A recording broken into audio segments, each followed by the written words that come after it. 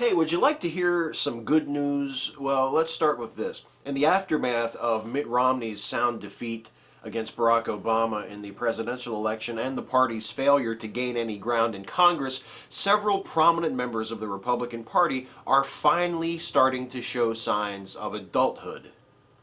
Over the last week or so, half a dozen Republican members of the Senate and House of Representatives have publicly stated their willingness to break Grover Norquist's taxpayer protection pledge and consider supporting tax increases as part of an overall plan to cut the federal budget deficit and avoid the automatic tax hikes and deep spending cuts gravely dubbed the fiscal cliff.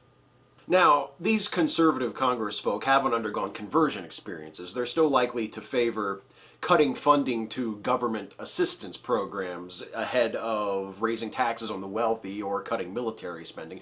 But nevertheless, they have abandoned their mission to sabotage the Obama presidency and are willing to sit down and talk about a serious compromise to address a real problem affecting the American people and our government. And that is good news.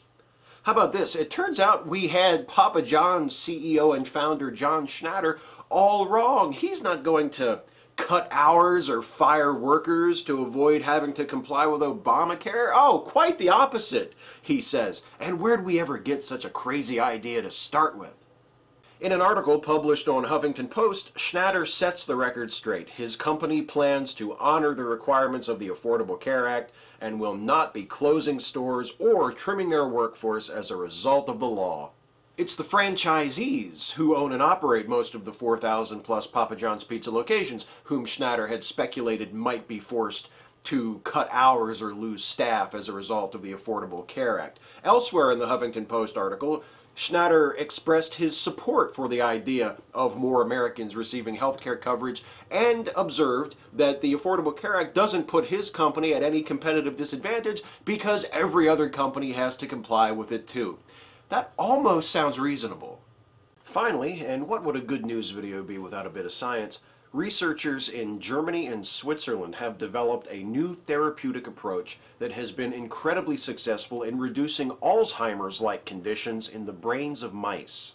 The therapy introduces an antibody that disables certain cytokines, protein molecules that allow the immune system to trigger defenses. By blocking components of particular cytokines, the therapy prevents the accumulation of abnormal protein deposits in the brain, which are thought to play a significant role in the onset of Alzheimer's disease.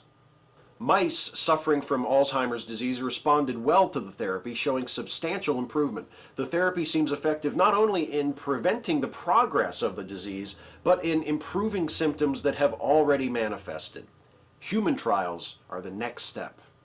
Republicans in Congress are starting to act like adults. A prominent CEO assures us he won't be cutting hours to avoid having to pay for health coverage after all, and a more effective treatment for Alzheimer's disease may be on the horizon. That is the good news.